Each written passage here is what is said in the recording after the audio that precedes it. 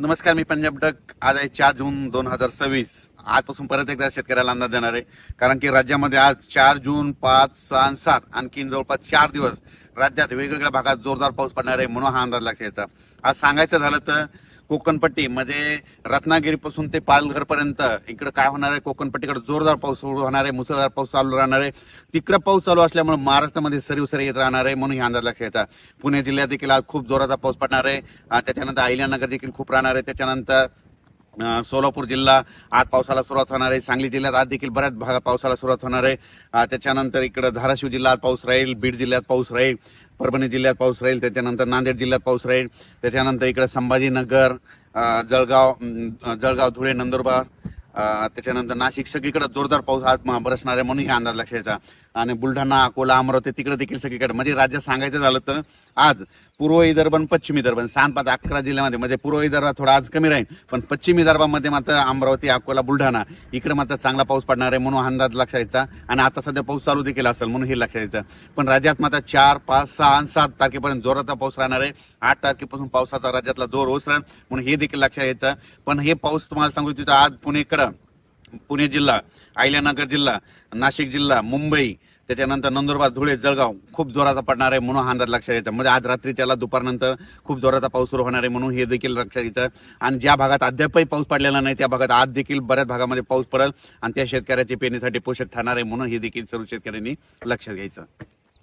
त्यानंतर कोल्हापूरकडे आज खूप जोराचा पाऊस राहील. त्याच्यानंतर पुण्याकडे देखील जास्त राहत असल्यामुळं म्हणजे कोयना धरणाचा जे कॅचमेंट आहे त्याच्यामध्ये पाऊस जास्त पडल्यामुळं कोयना धरणाच्या देखील आवक सुरुवात होईल, म्हणून हे लक्षात यायचं.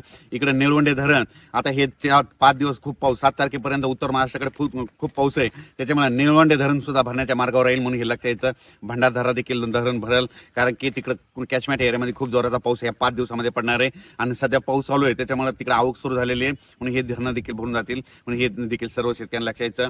नाशिक जिल्ह्यात खूप पाऊस पडणार आहे, म्हणून त्यांनी स्वतः शेतकऱ्यांनी सतर्क करायचं. म्हणजे नदीकाठचे जे शेतकरी त्यांनी आपण आपले पाळीव प्राणी नदीकाठी बांधू नये, कारण की नदीला पूर येण्याची शक्यता आहे, म्हणून ह्या 4-5 दिवस जरा काळजी घ्यावी. नाशिकला मात्र आता आजपासून जी पावसाचा जोर राहील तर 4, 5, 6, 7 ते दुटंदे मारुतीचं मंदिर आहे त्या मंदिरात मात्र त्या मारुतीला मात्र पाणी लागेल, म्हणून हे लक्षात येतं. कारण की आता वरती खूप पाऊस पडणार आहे. आज रात्रीच्याला दुपारनंतर नाशिकच्या वरच्या भागात खूप पाऊस पडणार आहे, त्याच्यामुळे आज नाशिककडे म्हणजे नद्याला चांगला पूर येण्याची शक्यता आहे. म्हणजे आज पाऊस पडल्याच्यानंतर उद्या देखील नाशिककडल्या बऱ्याच नद्या अशा चांगल्या जोरानं वाहतील, म्हणून हे लक्षात घ्यायचं. आपण आपले पाईपलाईन असेल तर तुम्ही तुमची काळजी घ्यायची. तसेच खास करून सोलापूर जिल्ह्याचे मेसेज आलेले आहेत, मित्रांचे फोन आले होते. तर सोलापूर जिल्ह्यात आज देखील पावसाला सुरुवात होणार आहे. म्हणजे इकडे जसा उत्तर महाराष्ट्राकडे पाऊस पडणार तितका जोरात तिकडे पडणार नाही, पण तिकडे ना पिकाला लागेल तसा म्हणजे पडणार आहे, म्हणजे वावणी पडणार आहे आणि तिकडे देखील पेरण्या होणार आहे, म्हणून सोलापूर जिल्ह्यात आज चांगला पाऊस सुरू होणार आहे. सांगली जिल्ह्यात देखील आता सुरू होणार आहे, सुरू झाला देखील असेल. आटपाडी, पंढरपूर सगळीकडे आज पाऊस सुरू होईल. इकडं आज मात्र बीड जिल्ह्यामध्ये कडाष्टी जे जामखेडचा परिसर आहे त्या भागांमध्ये आज मात्र जोराचा पाऊस पडणार आहे, म्हणून त्यांनी देखील लक्षात यायचं. अहिल्यानगरकडे जोरात पाऊस पडणार आहे. आज अहिल्यानगरकडे जोरात पाऊस पडत असल्यामुळं बीड जिल्ह्यामध्ये देखील त्याच्या नद्या खाली पाणी येतंय, तर त्यांनी स्वतःची काळजी घ्यायची. आपण आपले पाळीव प्राणी जनावरे त्या नदीकाठी बांधू नये, कारण की काय होणार अहिल्यानगरकडे मुसळधार पाऊस पडणार आहे, त्याचं पाणी इकडे बीड जिल्ह्याकडे पाथर्डीकडे येतंय, त्याच्यामुळे त्यांनी ते देखील काळजी घ्यायची. सांगायचं झालं तर नदीकाठच्या लोकांनी आपण आपली पाळीव प्राणी मात्र सुरक्षा स्थळी आणून ठेवावे, कारण की 4 दिवस आणखीन आज 4, 5, 6, 7, 8 तारखेपर्यंत राज्यात काही ठिकाणी खूपच जोराचा पाऊस पडणार आहे. काही ठिकाणी रिमझिम पडणार आहे, कुठं पेंडॉलता पडणार आहे, काही ठिकाणी ओढी नाले वाहतील, काही ठिकाणी शेतामध्ये पाणी सजल असा पडणार आहे. पण सगळ्या महाराष्ट्रामध्ये पाऊस पडणार आहे, सगळ्या शेतकऱ्याच्या पेरण्या होणार आहे.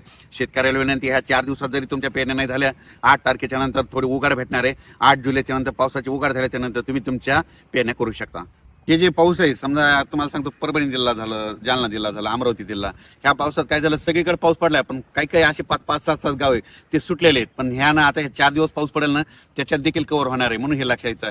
आता मला बुलढाणा जिल्ह्यातल्या शेतकऱ्याचा फोन आला की आमच्या इकडे पाऊस कधी बंद होतं. मी म्हणलं कशामुळे, तर ते म्हणजे आमच्या पेरण्यात राहिल्यात, काही पाऊसच पेरू देईना आम्हाला, म्हणजे पाऊस उघडणं त्यांचं म्हणणं आलं. अमरावती जिल्ह्यात तशीच परिस्थिती झाली, भंडाराकडे देखील तशी परिस्थिती झाली, कारण की तिकडे पाऊसच उघडणं म्हणून त्यांच्या पेरण्यात राहिल्या. म्हणजे काही ठिकाणी असं झालं, पाऊस असल्यामुळे त्यांच्या पेण्या राहिल्या आणि काही ठिकाणी पाऊस नसल्यामुळे त्यांना पेण्या राहिल्या. म्हणजे दोन्ही बाजू येतात. म्हणून म्हणतो सगळ्यांच्या पेण्या 8 तारखेच्या नंतर सगळं 8 तारखेच्या हवामान कोरडं होणार आहे आणि त्याच्यानंतर मग शेतकऱ्यांनी पेरणी करायला काही हरकत नाही.